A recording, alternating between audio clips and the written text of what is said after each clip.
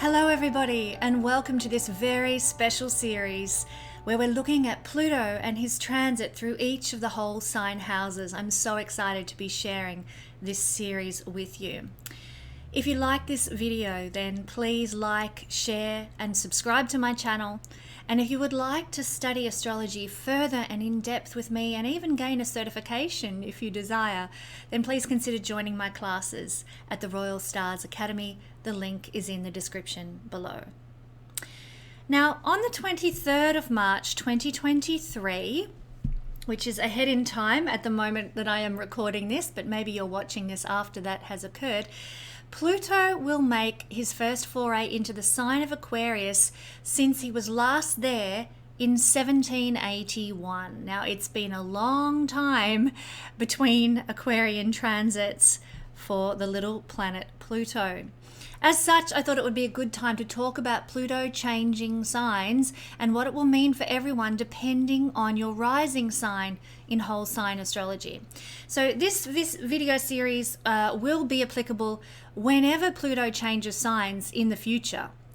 But as I'm recording this in the run-up to Pluto in Aquarius in 2023, it's very pertinent to us now and will be pertinent to us for almost 20 years as Pluto moves through this sign, the sign of Aquarius.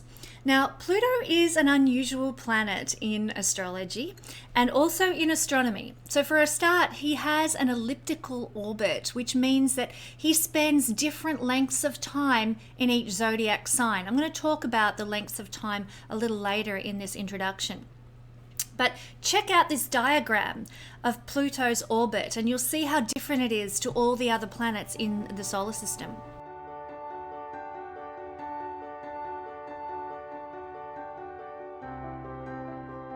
So let's look a little more now at the astronomy of Pluto. So although astronomically it's classified as a dwarf planet, in astrology we all know that Pluto packs a massive punch, but more on the astrology of Pluto a little bit later. However, just because an object is small and because an object is far away doesn't mean that it's not powerful. Pluto is atomically powerful, and anyone who's familiar with astrology will know that he is really punchy. So our moon, Luna, it weighs 6 times as much as Pluto does. It's more hefty in that sense. First little tidbit of information astronomically about Pluto. We realize that he is a small object at the far reaches of the solar system. It's quite amazing that we know of his existence, actually, especially as our moon is more weighty than he is. It takes 248 years for Pluto to do a complete cycle around the sun. And Pluto's average surface temperature is a very chilly minus 230 degrees Celsius. It actually feels like that today where I am as I'm recording this in the middle of winter. Minus 280 degrees Celsius is actually minus 382 degrees Fahrenheit. So you can imagine, wherever you are in the world, how cold that actually is. Not surprising considering Pluto is at the far reaches of the solar system, a long way from the sun. Now, Pluto has 5 known moons and is classified, as I said, as one of the dwarf planets, along with Eris, who is the largest of the dwarf planets, but also Haumea, Makemake, and Ceres. They're the other dwarf planets that we know of. Now, Pluto was discovered in 1930 by the American astronomer Clyde Tombaugh, and in fact, there's we'll talk about this in a minute, but there is a glacier on Pluto that they've named after the man who discovered Pluto. And Pluto resides in the Kuiper belt at the very edge of the solar system beyond Neptune. And the name Pluto was actually suggested by a young 11-year-old child named Venetia Burney, and she was a mythology lover. So contrary to popular opinion, she didn't name Pluto after the Disney dog. In fact, the naming of the Disney dog came not long after the naming of the tiny planet, who was named after Pluto in ancient mythology. And we're going to talk about that very soon. One thing that fascinates me about Pluto is that when the shuttle, the New Horizons shuttle, went past Pluto in 2015, it took some photos as it passed by this tiny planet. Once again, check out these photos.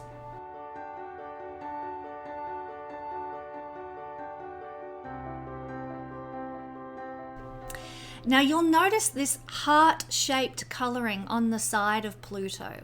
I find this fascinating.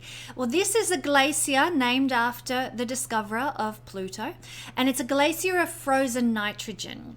Now, due to the heat or the temperature below the surface of this glacier, this heart shape slowly churns over the course of millennia. So it changes over the course of millennia. And scientists believe that the glacial churning is ice continually refreshing itself, which is why the glacier actually shows no signs of craterial impact. You know, like there's moons, Pluto has 5 moons, and they all show evidence of having been hit by, having craters because they've been hit by asteroids and things like that. This glacier has no evidence of that because of this churning that refreshes it. Keep that in mind. Keep the word refreshing in mind because it correlates as above, so below to how we understand Pluto in astrology. And keep in mind the significance of our first human beholding of Pluto, which revealed this beating heart. It refreshes, and you know, it expands and contracts and expands and contracts as part of its refreshing process. It ebbs and flows with the cycles of the warming and cooling that Pluto experiences as it travels around the sun. Because sometimes Pluto is closer to the sun than at other times, and that affects its speed as it travels through the zodiac signs. So, in essence, Pluto's temperature ebbs and flows, which causes this heart to ebb and flow as it refreshes its cycle. It's the beating heart of Pluto. This is very important to remember when we come to talk about the astrology shortly. Now, scientists also believe that when Pluto was a very young planet, it probably contained a H2O ocean, a water ocean. In fact, it's also likely to have some sort of water in an oceanic form still in existence underneath its icy crust. But of course, we haven't landed on Pluto to determine that. We're only surmising. So it's a planet of mysteries astronomically that are slowly but surely being revealed to all of humanity. And I find all these discoveries to be very exciting, especially when we see the world through the lens of the as above, so below Hermetic principle. What about the mythology of Pluto? Well, Pluto was in mythology the son of the Titan god Saturn, and he was one of 3 brothers and 3 sisters, and 2 of the brothers and the 3 sisters were eaten by Saturn or Kronos, and these gods that were eaten, these brothers and sisters that were eaten, were known collectively as the Olympians, and they were vomited up when they were rescued by their heroic brother and king of the gods, Jupiter. And I talked about the mythology of Jupiter in my series on Jupiter transiting through all the houses, if you want to check that out. But Pluto is one of these 3 supreme male deities of the ancient Olympian Parthenon, along with his siblings, Jupiter, Neptune, Pluto, they were the masculine ones, and his sisters, Juno, Vesta, and Ceres, the 6 of them. So Pluto was the mysterious Roman god of the dead and the lord of the underworld. And this is why I've got this little display happening here. We've got a face mask from the Day of the Dead here, some dead dried flowers. These are things that Pluto correlates to. We also have a succulent. Pluto rules succulents and cactuses. We're going to talk more about what Pluto rules shortly, but I just thought I'd explain why I've got that little display beside me to symbolize Pluto. He was the lord of the dead, the lord of the underworld. He was also known as the bringer of wealth, or the god of great wealth. So the name Pluto means the unseen one, and this is why Pluto was given this name, because he had been unseen and now was seen. So very pertinent to the astronomical naming of Pluto, which I've just described. Pluto lived in underground, gloomy places, and he seemed to, as a god, have very little interest in the world of men. But similarly, he also had very little interest in the affairs of the gods as well, and he tended to avoid associating with men and gods. He was very much the loner god. He was a figure in ancient mythology of enormous dread, terrible might, like very powerful god.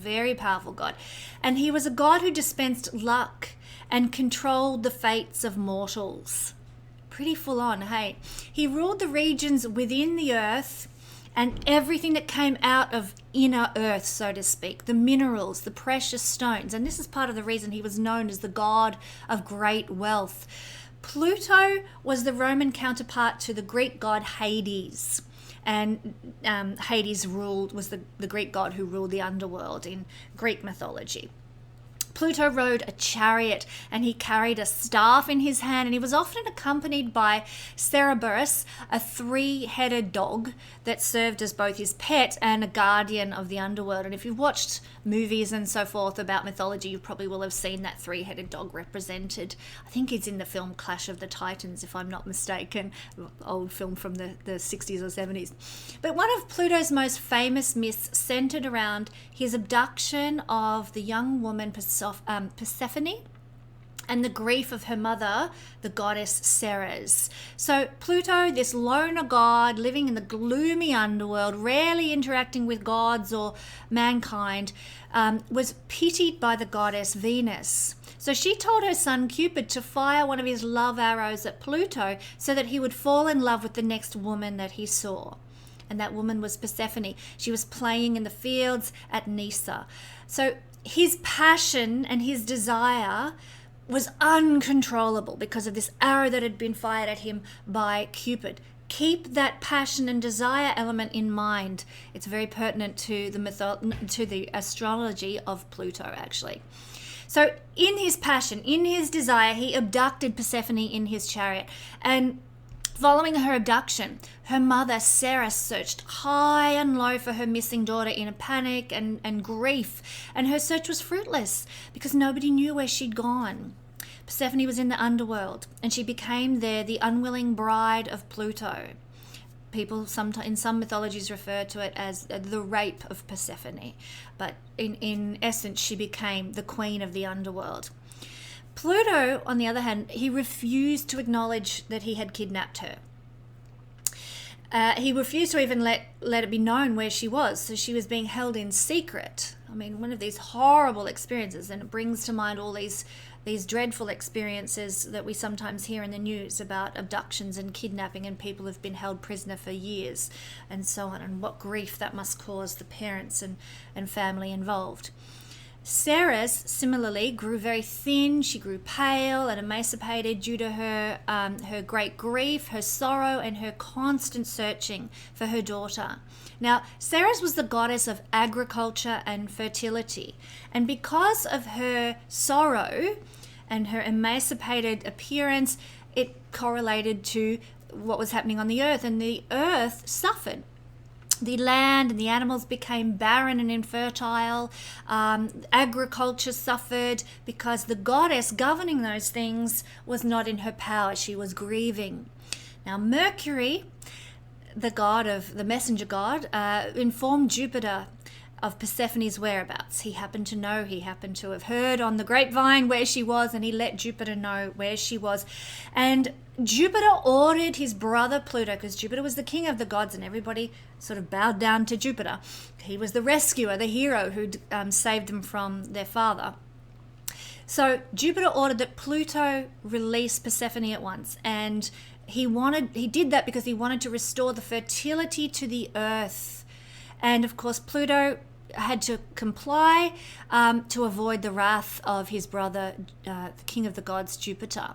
So having no choice, Pluto returned Persephone, but on the proviso that she had not eaten anything while she was in the underworld, because if she had, she would therefore belong to the underworld if she'd ingested anything that came from the underworld.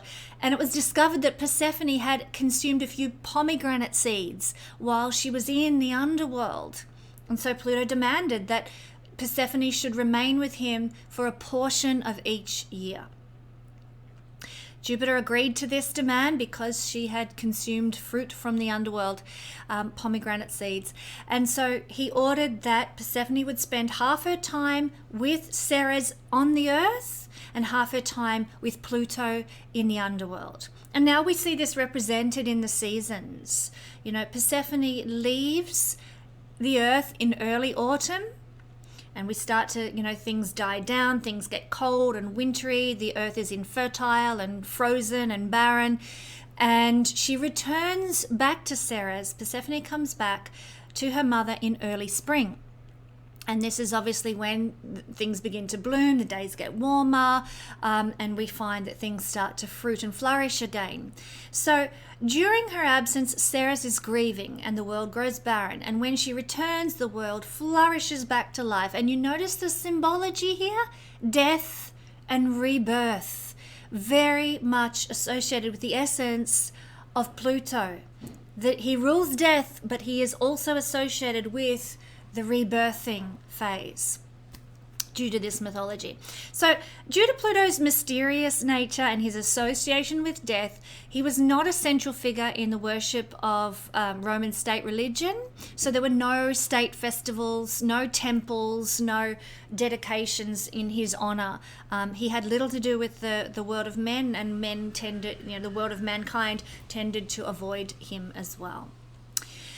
So let's talk about Pluto in astrology. This gets really interesting and exciting. Pluto is the modern ruler of the sign of Scorpio, and like the mysterious water sign, they do share many similarities in the things that they govern. Now, Pluto is really the planet that defines the 20th century, the century that's just been, because he entered our collective consciousness. In other words, he was discovered and we became aware of him in 1930. Now, obviously, he had existed for millennia before that, but we only found out about Pluto as human beings on the Earth in 1930. And so Pluto has connections to everything that manifested around that time, sort of within 20 years either side of 1930. Now, this includes atomic energy, nuclear power, plutonium, weapons of mass destruction. Those heavy-duty things that I've just mentioned, I mean, imagine the permanent winter that would be visited upon the Earth in the event of a nuclear holocaust. Persephone might never return if those things were unleashed on the Earth. Pluto has governance of those things. Let's hope they're never unleashed, because we rather enjoy having Persephone return in the springtime. So the Pluto in Leo generation, I'll talk about the generations of Pluto in just a second. The Pluto in Leo generation were the first full generation born into the conscious awareness of Pluto. So Pluto was halfway through the sign of Cancer when he was discovered. And so by the time the Pluto and Leo generation, the baby boomers, were being born, everybody knew about Pluto. He was in full conscious awareness. So the Pluto and Leo generation, all of them, everyone born with Pluto and Leo, hold this awareness and their consciousness and their human state of Pluto and his amazing power, amazing and terrifying power. And it's really interesting to me to observe what's going on in the world now in 2022 as I'm recording this, that it's the Pluto and Leo generation that are holding the power of Pluto in their hands. And the eventuality of whether we go into a nuclear winter or not is in the hands of the leaders of our day and age, which, for better or worse, are the Pluto in Leo generation. So Pluto is the planet that defines the generations. Let me go through the examples. And as I do this, you'll see how Pluto spends different lengths of time in different signs because he has this very strange orbit. So Pluto was in Leo from 1937 to 1956. He was 19 years in the sign of Leo. This is the baby boomer generation. Pluto was in Virgo from 1956 to 1971. 15 years. You can see it's getting less. 15 years in the sign of Virgo. This is the Generation X or the group 1, if you like, of Generation X. And then Pluto was in Libra from 1971 to 1983, 13 years in this sign. It's getting less again. This was group 2 of Generation X, because some people in this generation classify themselves as Generation X. But I have read that this generation is also known as the Xennials, Xennials, the Xennials. Then Pluto was in Scorpio from 1983 to 1985. Only 12 years in the sign of Scorpio. This is where Pluto spends his shortest length of time, in the sign of Scorpio. And this is Gen Y, the millennials, Pluto and Scorpio generation. I'm excited by this generation because it's this generation, Gen Y, the millennials, and because they are born with Pluto in Scorpio, the sign that Pluto rules, they are waking the world up to the power of astrology and the occult again. And they're very intense. They're a very intense generation. We'll find out why, because as we go along here, because Pluto is a very intense planet, powerful people, powerful generation, powerful planet in a very powerful position.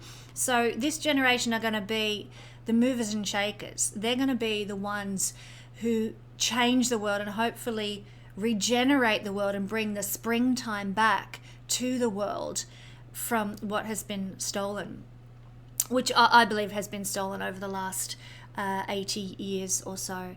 And we're getting up to sort of 90 to 100 years since Pluto has been discovered. So very interesting generation to keep an eye on.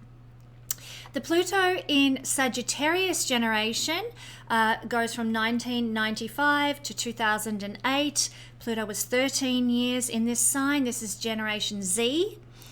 Pluto in Capricorn.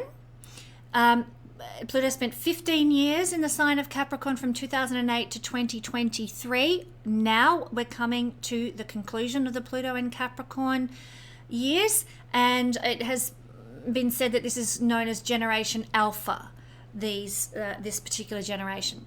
Then from 2023 to 2043, Pluto is going to be in Aquarius. And this is going to be 20 years in this sign. A new generation will begin in 2023. Pluto will then be in Pisces from 2043 to 2068, 25 years in the sign of Pisces. He's going to be 29 years in the sign of Aries, which is going to last from 2068 to 2097. Then he's going to move into Taurus for 33 years. And you know, Taurus sits opposite Scorpio. This is where Pluto spends the longest duration, 33 years in the sign of Taurus from 2097 to 2130. 2130 is when that period, that generation is going to end. And then we will have Pluto in Gemini.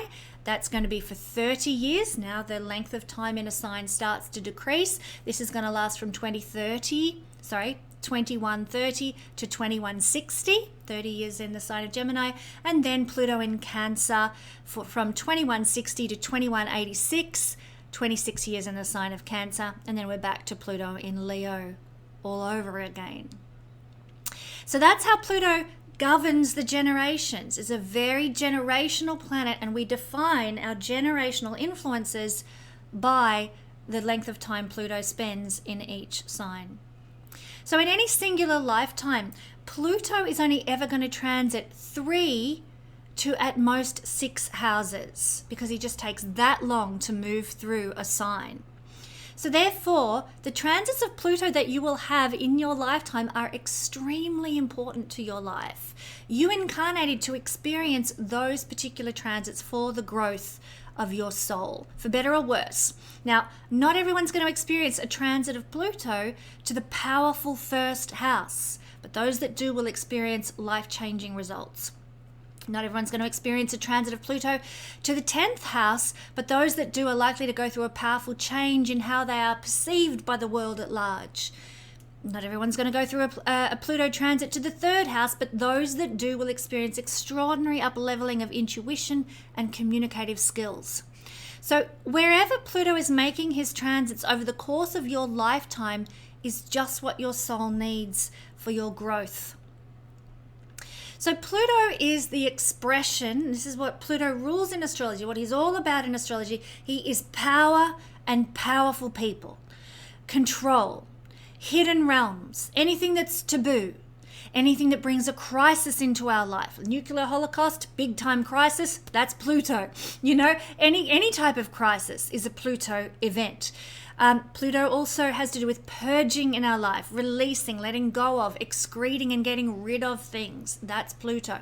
Pluto also rules renewal. Hence we have that mythology of the renewal of the springtime after the winter.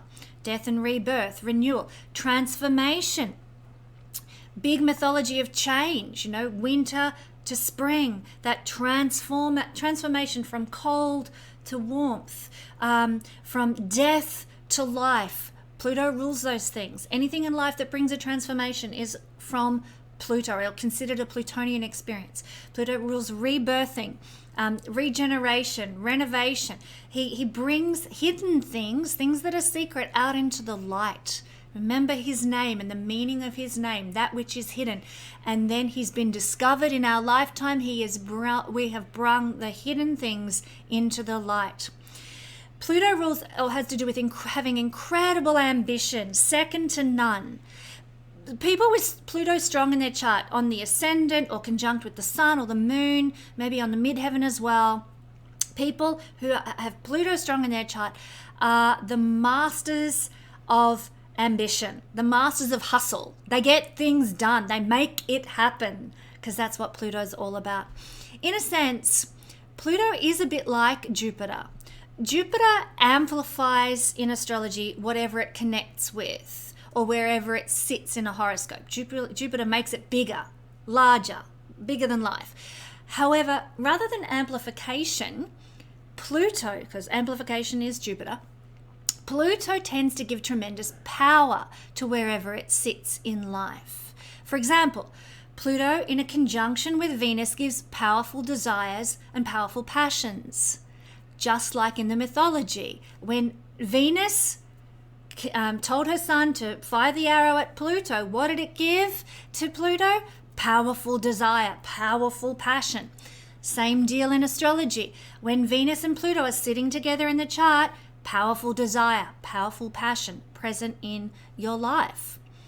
When Pluto sits with the sun, you get a powerful ego, a powerful sense of identity. Wherever Pluto sits, whatever planet it sits with, whatever house it's in, it's going to empower that realm of our life. So there's tremendous intensity wherever Pluto sits in a chart. Pluto strong people can actually be very intense people, because Pluto's an intense planet, and they can often be very polarizing. Why is that? Well, we are at one end of the solar system, sitting up near the sun, getting nice and warm. Where's the other end? The polaric opposite, Pluto, right out in the Kuiper Belt. Pluto can be polarizing. We either love Pluto people or they turn us right off and we want to have nothing to do with them.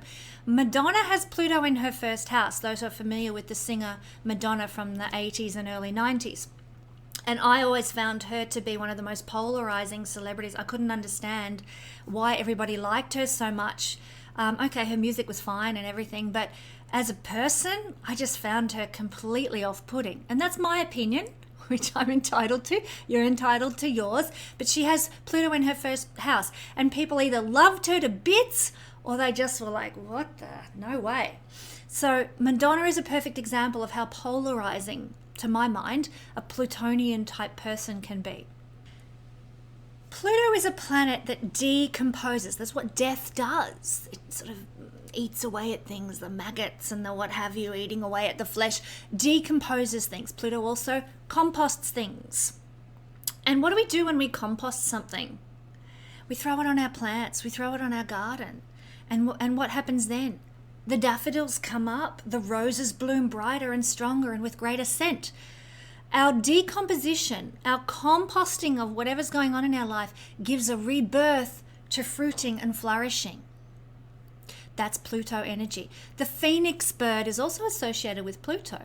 What is the phoenix bird all about? The death. If you've watched Maleficent, the film Maleficent, very Plutonian character, Maleficent. What happens in the sequel to Maleficent? She, not to give the plot away, but she dies and is reborn as the phoenix bird. So very Plutonian imagery.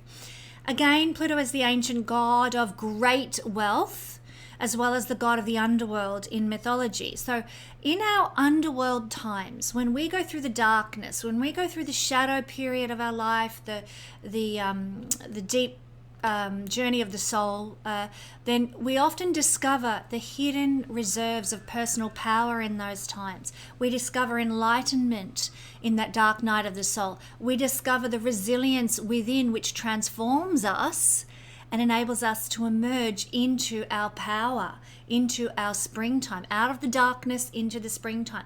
So this is what true wealth is. Yes, Pluto also has connections to physical wealth, to jewels and gold and things that come from within the earth and the wealth that it generates. Definitely has connections to that. But true wealth is found when we've gone through the dark night of the soul, our underworld experiences, our inner battle psychologically, and we've come out the other side. We've faced death, and death no longer has any fear for us because we've been into the darkness and we emerge into our power and our springtime. People with Pluto strong in their chart tend to go through times like that in life that transform them. And, they might start out in life with their power taken away from them through sickness or through abuse or difficulties or whatever. But when they go through the darkness and they emerge out the other side, they stand in their power, having overcome the sickness, the abuse, the darkness that their life has represented. Pluto strong people have a difficult course to chart in life, but a great personal power that they can generate that can serve them well once they emerge into their springtime and take their power back. Now, there is a shadow side to Pluto, if you haven't already gathered. What I've talked about is perhaps the more positive sides of Pluto that we can work with and utilize: personal power, great wealth, composting and rebirthing ourselves. These are actually positives that we can utilize in our life, transformation. But there is a very dark side to Pluto, naturally. Cruelty and abuse are associated with Pluto, and usually we find those exhibiting when we find Pluto in hard aspect with Mars, or occasionally with Saturn as well. Pluto expresses either as the giver of the abuse. So if you've got Pluto, let's say in a conjunction with Mars, for example, it's not always going to exhibit this way, but it can work out through that conjunction of Mars and Pluto, that we are the giver of abuse to others. We're abusive. But it can also work out that people with Pluto-Mars conjunction are also the recipients of the abuse in life. So if you have a Pluto-Mars conjunction, you might have experienced a lot of abuse in your life. And you need to be very consciously aware of not becoming the abuser who gives it out to others because you've suffered it. So cruelty and abuse are the shadow side that we see with Pluto energy. Pluto also is willpower. Now that can be positive if we're using our willpower to overcome our life's difficulties, but willpower that destroys things, ambition that stops at nothing, is the shadow side of Pluto energy. And many politicians and successful people have a strong Pluto in their chart because they have this ruthless ambition, this willpower that stops at nothing to dominate and control everything. That's the shadow. That's another shadow side of Pluto, and it's really heavy duty. Pluto strong people can be edge walkers. What do I mean by that? Well, think about it. Pluto resides on the edge of the solar system. Thus, he represents the edge of our conscious knowledge.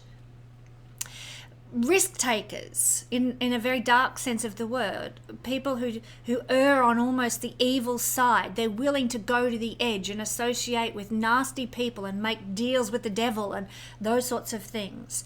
Now, you can be an edge walker in positive Pluto energy as well, and this would look like somebody who enjoys extreme sports or someone who loves mystery and crime novels. My kids are actually very into this, to be honest. They love the sort of like the horror-y kind of scary films and that sort of thing. They love the sort of dark fairy tales and that kind of stuff. So that's things that get your adrenaline pumping, things that get you on the edge of your seat. That's what it means to be an edge walker, and that's the positive expression. If you've got Pluto strong in your chart and you want to counteract any sort of evil inclinations, then go and read lots of crimes and thrillers and horrors. Get into that stuff. Read up about serial killers and deep psychological understanding of the criminal mind, and research those things, because the more you get involved in the positive expression of Pluto energy, the less you're going to have a desire to go into the ruthless, evil, cruel, other shadow side that is Pluto energy. Now, I've talked a lot about the darkness of Pluto in this introduction, and I want to come back to what I talked about earlier now, which is what the New Horizons probe discovered when it flew past Pluto in 2015, and that was the heart, the beating heart on the side of Pluto. This is very much an as above, so below principle that we're seeing here. Pluto has a heart. He did have a heart in mythology. He fell passionately in love with Persephone. Okay, well, he was cruel and he, abducted her and what have you. But there is a heart there that feels things deeply. Plutonian people do feel very deeply, very intensely, very passionately. This heart on the side of Pluto should represent to us the passion that is available to us. We all have Pluto somewhere in the chart. We all have passions and desires in relation to something in our life. And it is okay to honor those things, heart-centered. And I want to just bring to light the awareness that often when we go through our shadow experiences, our darkness, our, the evil side of who we are, or we're in a state of melancholy and depression and deep struggle with life, we're in our underworld phase.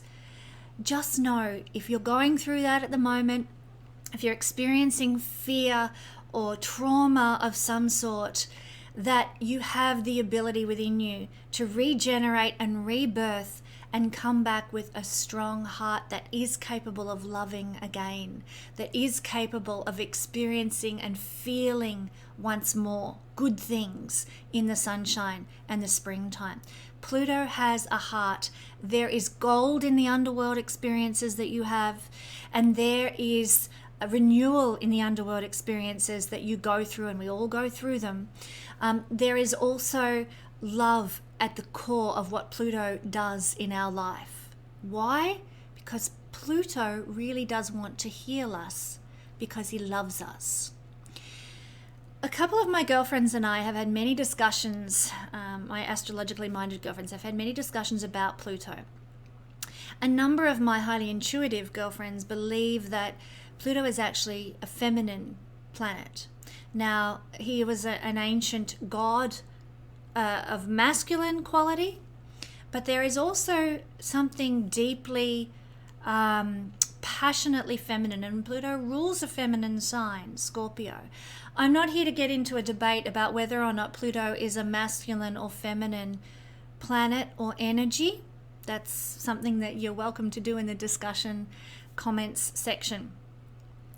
But I do want people to keep in mind that Pluto has a heart, that there is a purpose to your underworld experiences. And if you see your difficult experiences in life as a chance to renew yourself and discover the gold and the strength within you, the power that is within you, then you will come out victorious. there is purpose to Pluto difficulties. That said, Pluto in karmic astrology is one of the most powerful planets. He is the planet of trauma and the trauma of our past lives. He represents that in the chart, where our traumas in past lives have come from. Plus, he also represents the antidote to our trauma, the healing of our trauma, the renewal of ourselves after our karmic darkness. So if you're interested in karmic astrology, then do come study with me at the Royal Stars Academy. We will be exploring Pluto karma in greater depth in the courses that I offer there.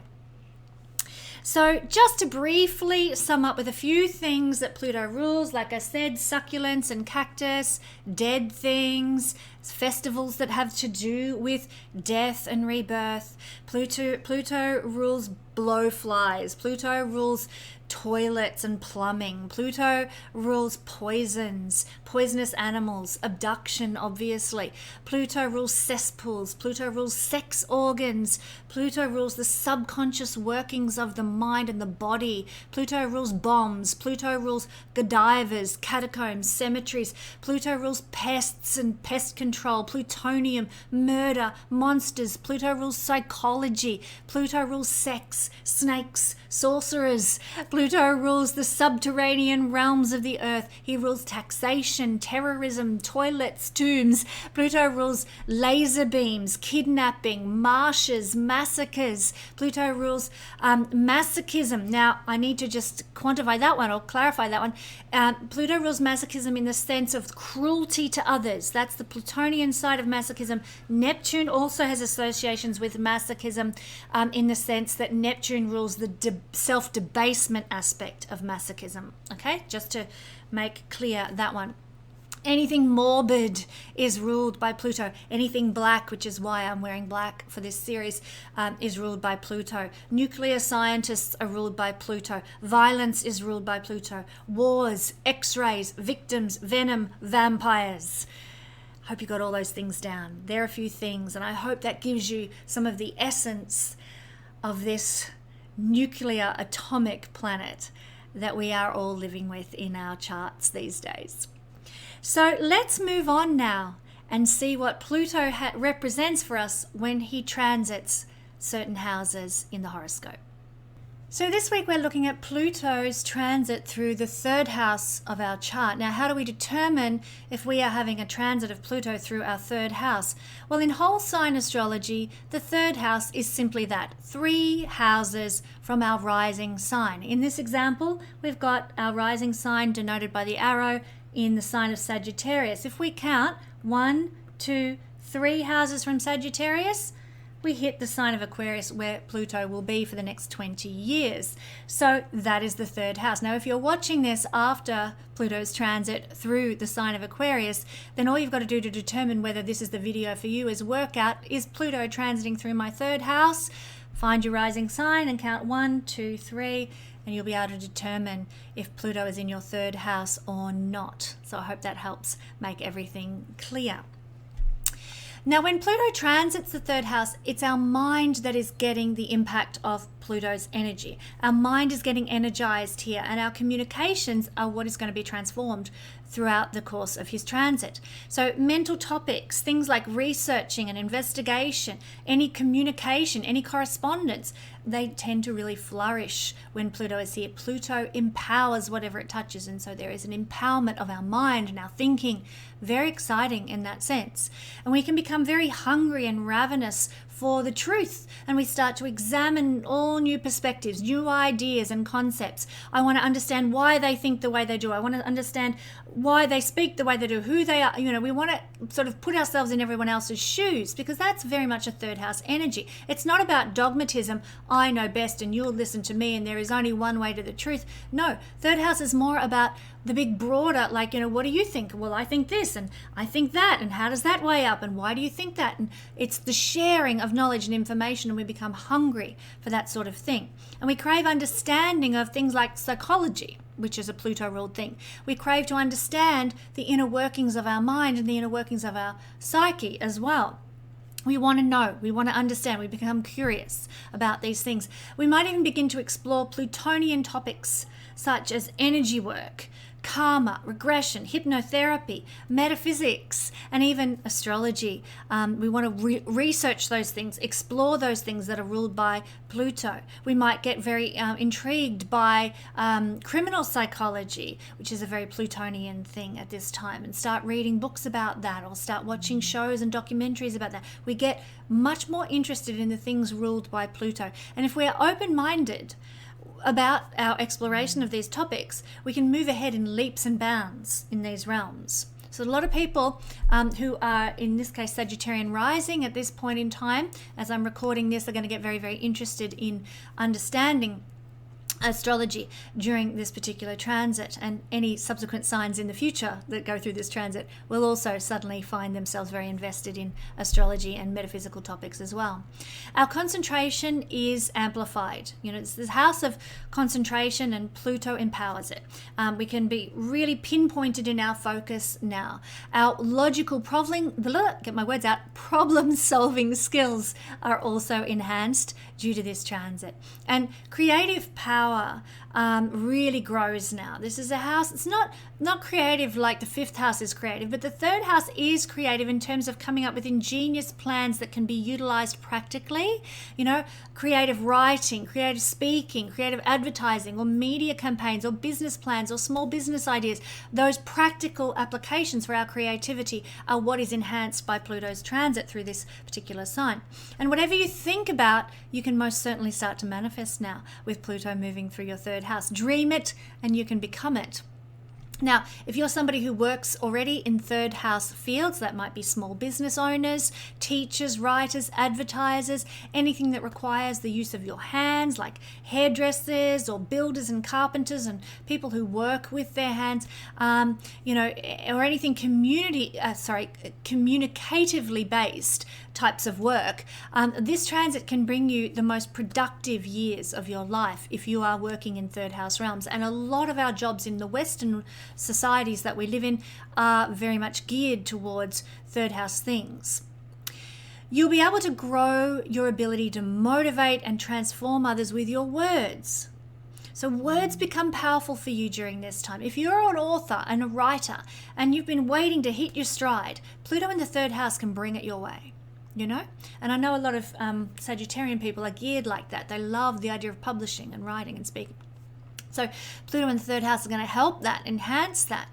This can be used for good or ill. You can manipulate people with your words now, or you can uplift them and bless them with your words now. It's up to you, and of course it will impact your karma, how you choose to utilize words and their effect on other people. But our voice and our words, the words that we speak, can have life-changing impacts on others.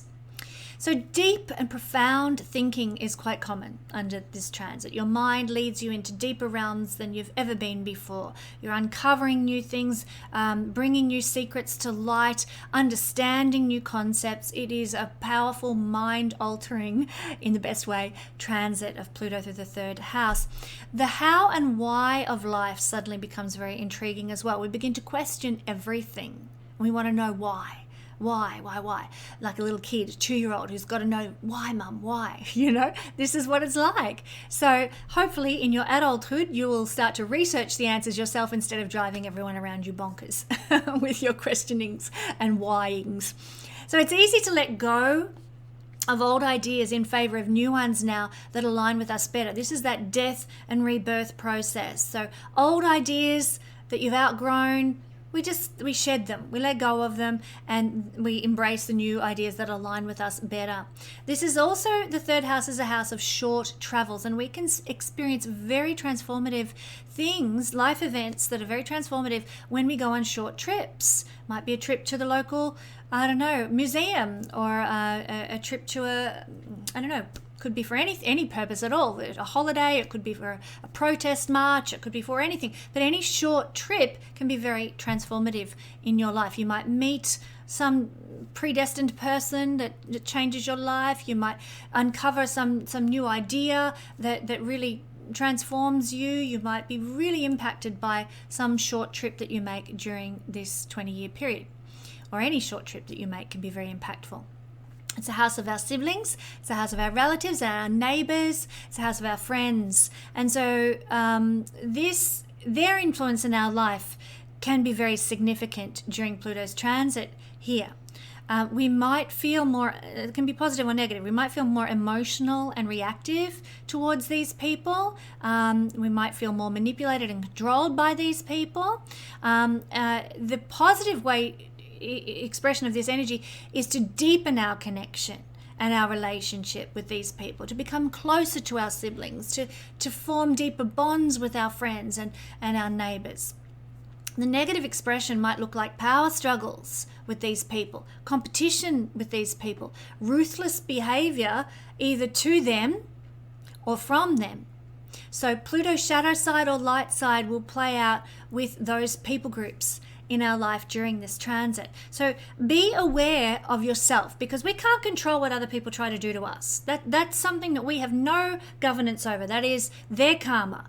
But what we can control is our behavior and our actions. So be aware of your own attempts to manipulate or to control or dominate those people groups in your life.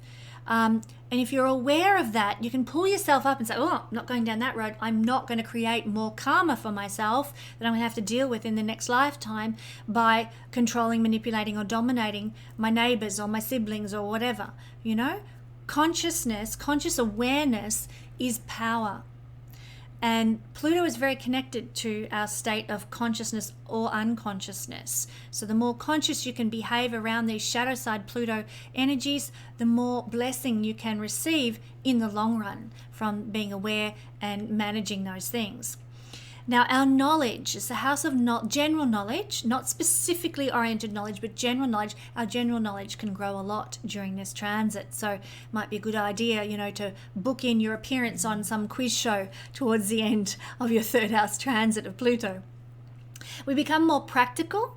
We can become more skilled at life as well. Now, the skills we develop might serve us well and could even result in career changes. It's not a house of career, but our skills development might lead us into new career changes in more practical fields, perhaps, by the end of this transit, like trades, craftsmanship, anything that involves sharing our skills. So that could happen.